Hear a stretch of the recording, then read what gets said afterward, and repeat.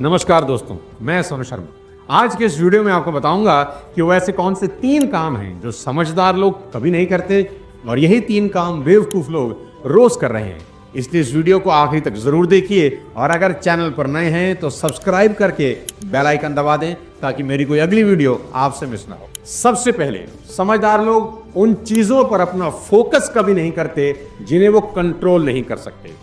वो अपनी सारी एनर्जी सिर्फ उन चीजों पर लगाते हैं जहां पर उनका कंट्रोल होता है। सिंपल तरीके से समझ लीजिए कि जिंदगी में कुछ चीजें आपके हाथ में होती हैं और कुछ नहीं। जैसे एक उम्र के बाद आप अपनी हाइट नहीं बढ़ा सकते, चाहे आप कुछ भी कर लो, यह आपके कंट्रोल में नहीं है। लेकिन वजन आप उम्र के किसी भी पड़ाव में कम कर सकते हैं, यह आपके कंट्रोल में है। एग्जाम्पल से समझाता हूं। नेहा कक्कड़ कमाल की गायिका हैं और मेरी फेवरेट भी हैं। उनकी अचीवमेंट्स बेमिसाल हैं, पर वो चाहकर भी अब अपनी हाइट नहीं बढ़ा सकती, ये उनके हाथ में नहीं है। पर वो जब चाहें अपना वजन कम कर सकती हैं, ये उन्हीं के हाथ में है। बात नेहा कक्कड़ की नहीं, एक उम्र के बाद कोई अपना हाइट नहीं बढ़ा सकता, लेकिन अपना वजन कोई भी कभी भी कम कर सकता है। तो कुछ चीजें आपके हाथ में होती हैं और कुछ नहीं।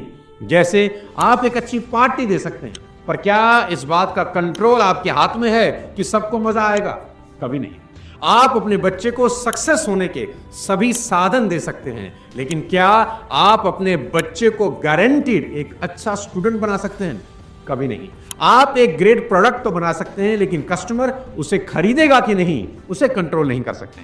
आप अपने एरिया के सबसे समझदार इंसान हो सकते हैं, पर लोग आपकी बात सुनेंगे और मानेंगे, ये आपके हाथ में नहीं है। आपके पास कितना भी पैसा हो, पर आप किसी लाइलाज बीमारी को ठीक नहीं कर सकते। तो आज के इस वीडियो में ये बात अच्छे से समझ लेना मेरे दोस्त कि कुछ चीजें जिंदगी में आपके कंट्रोल से बाहर ही रहेंगी। उन पर ज्यादा ध्यान देने से कोई फायदा होने वाला नहीं है, सिर्फ खून ही जलता रहेगा। मैं पर्सनली जितने भी सफल लोगों को मिला हूं और जानता हूं, सबसे बड़ी खूबी उन सब की एक ही है कि उनका पूरा फोकस सिर्फ उस पर है जिसको वो कंट्रोल कर सकते हैं। और अनसक्सेसफुल लोग अक्सर उन झमेलों में उलझे रहते हैं जिन पर उनका कोई बस ही नहीं चलता। आपकी हेल्प के लिए आपको एक प्रेयर यहां बताता हूं जिसे मैंने बचपन में पढ़ा था और सीखा था और अपने घर की दीवार पर चिपका रखा था, जिसने मुझे बहुत फायदा दिया।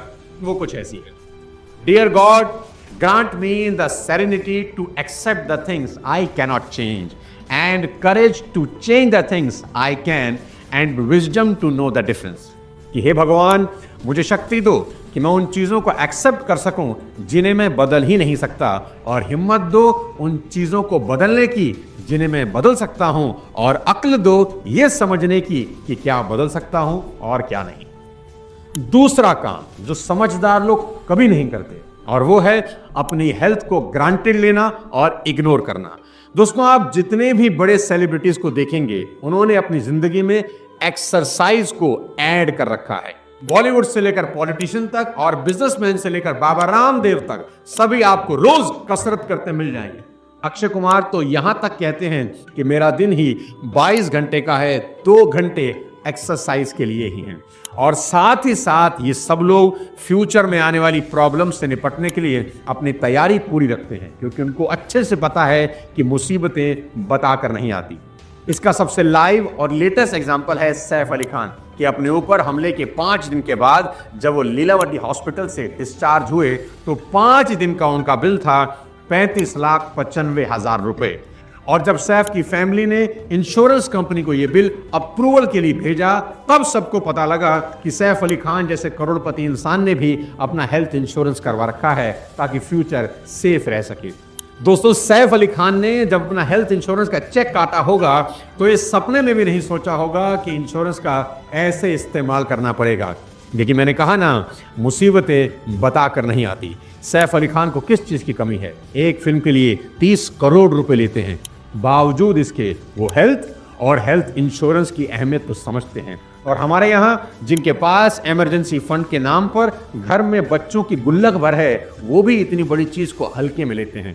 वो सोचते हैं क्या जरूरत है हेल्थ की और क्या जरूरत है हेल्थ इंश्योरेंस की। इसलिए मैं हमेशा कहता हूं कि अपना हेल्थ इंश्योरेंस जरूर करवाएं ताकि किसी अनहोनी में किसी के आगे हाथ ना फैलाना पड़े।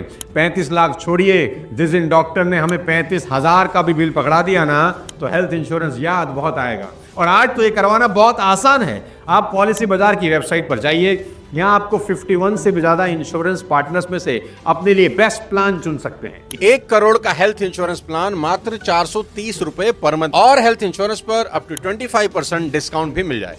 सेक्शन 80D में 75,000 तक की टैक्स सेविंग भी कर सकते हैं। आपकी हेल्प के लिए लिंक डिस्क्रिप्शन में दे देता हूं, क्लिक करें और आज ही अपना हेल्थ इंश्योरेंस जरूर कराएं और अपनी हेल्थ का बहुत बहुत बहुत ध्यान रखें।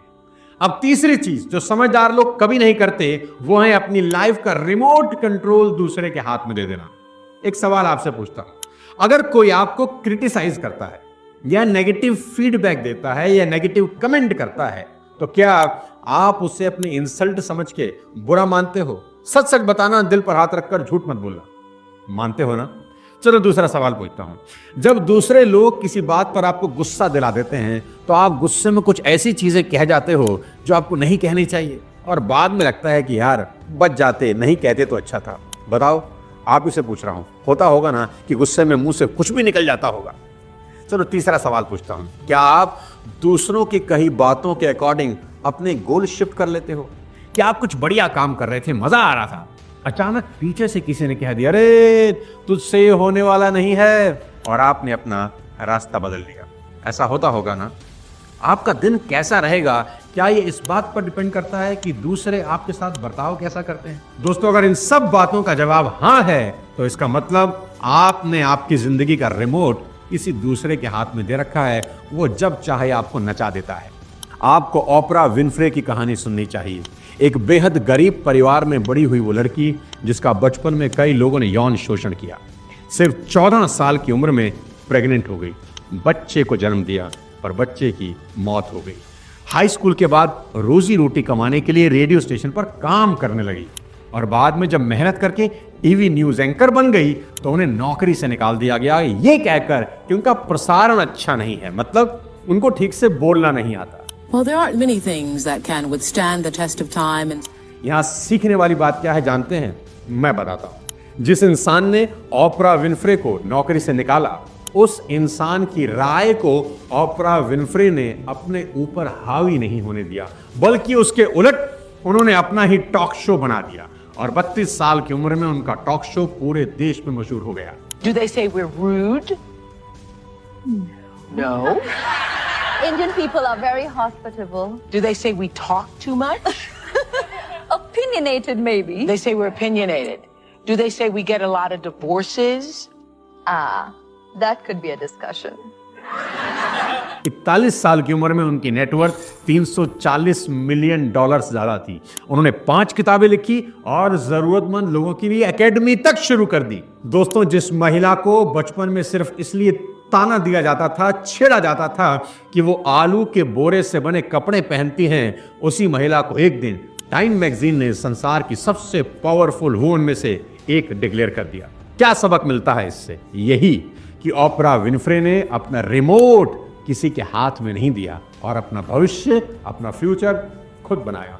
किसी ने कहा तुम्हें बोलना नहीं आता और नौकरी से निकाल दिया तो मायूस होकर घर नहीं बैठ गई, बल्कि अपना ही टॉक शो बना डाला जिसमें बोलना ही होता है। आज दुनिया के तमाम बड़े दिग्गज उनके टॉक शो में जाने को तरसते हैं। दोस्तों, मेरी एक बात नोट कर लो और अपनी दीवार पर चिपका लो, किसी का आपके लिए ओपिनियन आपकी रियलिटी कभी नहीं बनना चाहिए। और जिस दिन आप ये बात जान लेते हैं कि किसी दूसरे में आपकी फीलिंग्स को कंट्रोल करने की ताकत नहीं, तो आपको अपनी असली पावर का एहसास होता है और आप कुछ भी कर गुजरते हैं। दोस्तों, इस बात को याद रखना कि अपना रिमोट किसी के हाथ में नहीं देना। किसी ने ताना मारा, किसी ने गाली दी, किसी ने कुछ कह दिया, मन कर रहा है कि जवाब दूं, शांत हो जाना, ठंडी सांस लेना और उसको एक ही बात बोलना, आज मूड बड़ा अच्छा है, तेरी बात का जवाब 1 हफ्ते के बाद शाम को 5 बजे दूंगा, जा यहां से। आप देखना कि आपको लगेगा कि वाह क्या गजब काम कर दिया और सामने वाला चारों खाने चित हो जाएगा। दोस्तों, आज का वीडियो